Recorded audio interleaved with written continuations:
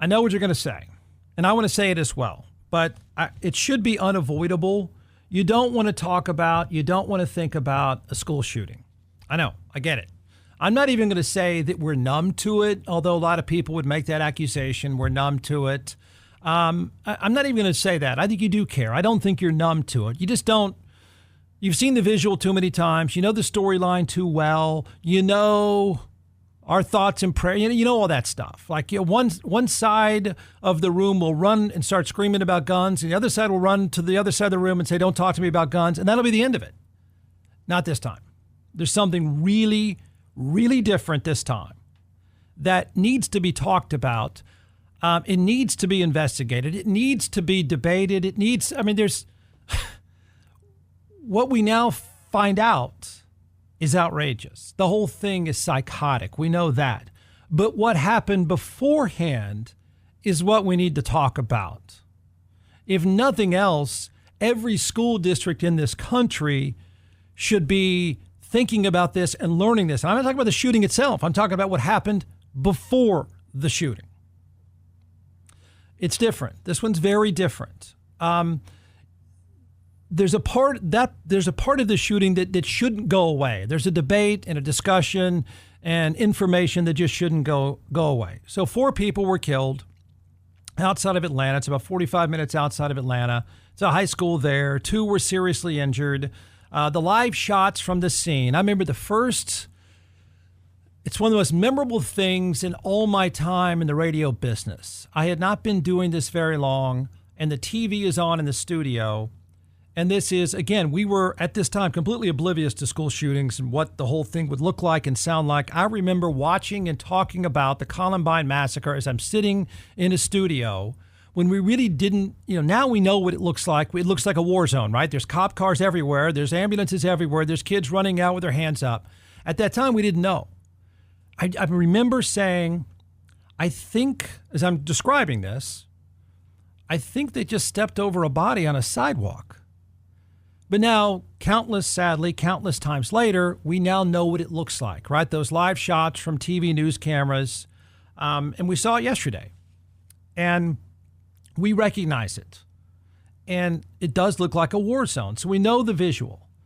This could have been worse, right? Unlike what happened in Uvalde, where the cops didn't do their job and confront the shooter. In this case, they did, and it was stopped. But that's not the issue here. He was a 9th grader. That's an outlier. But he was first interviewed for school threats at 13. Not somebody heard that he might have said. He actually was investigated for making a threat. And guess what? He came back to do it. He was going as a 9th grader, obviously at 14, going door to door in a public school. And had they not been more prepared, he would have gunned down more people, of course, because he had a killing machine in his hand. And, he was locked out, so he'd go to the next room. He was 14, he's in custody. He had been interviewed by the police twice for making threats. Now, that's what we need to talk about. That's what needs to be discussed and debated. I don't know that there's HIPAA laws and things like that. There's not a perfect way to diagnose someone. But threatening to shoot up the school is pretty much a deal breaker. How could he get back in to do it? I'll bet you most people don't even know because you don't want to hear about it. You don't want to read about it. I don't. Look, if you have kids, you don't want to hear about it. You don't want to read about it. But this part, I think, is really, really important here. Everybody needs to know how to do better when it comes to actually investigating some lunatic that makes a threat. Because this lunatic apparently made the threats and then did it. So here's the story that's out today. The FBI interviewed the Georgia high school shooting suspect last year. More than a year ago, tips about online posts threatening a school shooting led Georgia police to interview a 13-year-old boy, which is sad and sick on every level. That's new about this as well. But it's reported that investigators didn't have enough evidence for an arrest. We've got to talk about that. We got to talk about what do you do next if you don't think you have enough to arrest a 14-year-old, a 15-year-old, a 17-year-old lunatic? Are you sure the next best course is to say, well, I'll see you back in class? You sure about that? Investigators report they didn't have enough evidence for an arrest. On Wednesday, that boy opened fire at his school outside of Atlanta, killing 4 people and wounding 9. Yeah, armed with an assault-style rifle, the teen turned the gun on students in a hallway at the school when classmates refused to open the door. 2 school officers encountered the shooter within minutes of reports of shots fired. The teen had been interviewed after the FBI received tips in May of 2023 about online threats to commit an unspecified school shooting. The sheriff's office interviewed the 13-year-old and his father, who said there were hunting guns in the house, but the teen did not have unsupervised access to them. That person's got to be in legal trouble, right? Tell us dad is in real trouble. The teen also denied making online threats. Authorities were still looking into how the teen obtained the gun used in the shooting to get into the school. Okay, so look, because you're weird, nobody wants to be labeled. That's a really dangerous thing. But once you've been investigated for an actual threat to the point that the FBI and the police have shown up at your house, that it's credible enough that they know who you are. A side note, can you imagine the liability here? Can you imagine that? I mean, some parents now have to hear and read, and this is good reporting. This is the kind of stuff you should like news to do. You know, this is when it really matters.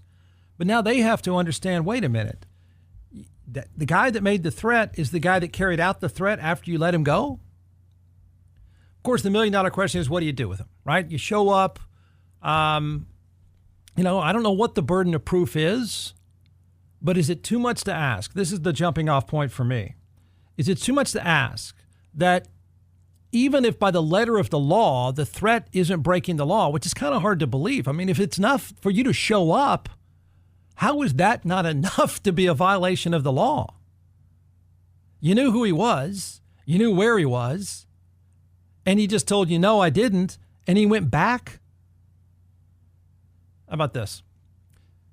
I mean, this is where I think every school district and every taxpayer should care. And this is where our politicians suck. And this is where we allow our politicians to suck, because they will pick a corner and they'll stay in there and scream about other stuff when this is the issue of the day. Now, sometimes like in Uvalde, it's a lunatic and you didn't know. A lot of times, unfortunately, it's a lunatic and you didn't know. But in the cases that you do know, is it not fair to say, could this not be handled better? Could we not be slightly more thorough? If law enforcement says, well, we don't have enough here, there's not a crime here, why isn't it reasonable to say, as a school district or any school district, as a policy, if you have actually been investigated for a threat, even if they've cleared you, you need to be cleared by a mental health person. You can't come back until you're cleared. No way. No way. Now, I mean, somebody would scream and say, well, Jeff, in this case, it was the shooter. But what about some kid that people say is weird and he's whatever labeling you want to give him. You can't just start labeling people as crazy and dangerous murderers. Fair enough. I'm not saying that some psychiatrist doesn't have to follow HIPAA laws. But I do think it's reasonable to say that if law enforcement shows up enough to the point that you've made a threat, that at least if you haven't committed a crime, we need to know that you are mentally stable enough to come back to that school and not dangerous. That doesn't seem like too big of an ask. The next person that should have been with this kid somewhere with cops around is a psychiatrist. And that psychiatrist says, yeah, it's not a crime, but there's serious problems here. We can't go here. This is the part of the story. I know you're going to say, oh, Jeff, let's talk about Michigan, blah, blah, blah. This is a big deal. This is a big takeaway, because you know it's going to happen again. You know it. We all know it. But it's got to be handled better than this. It's got to be. I'm not ripping the people at the school who sounded like they did everything right. They confronted the guy and it wasn't Uvalde. They did everything right. But on the front end, if law enforcement says there's not a crime here, I think it's fair to say, but there might be serious psychological problems here. I mean, this was beyond a red flag. Agree or disagree? Beyond a red flag. enough of a red flag that the kid had to be seen. Fair? I mean, I don't know that it's fair to dump it on a cop to say you've got to pass this judgment on whether or not this is a real psychotic person. And I mean that medically. That's the takeaway here. It's all sad. It's tragic. It's horrible. It's hard to accept. It's the idea of a 13 or 14-year-old gunning people down is crazy. We get all that. The bigger issue of the day is how was this handled before and how the next time it could be handled better.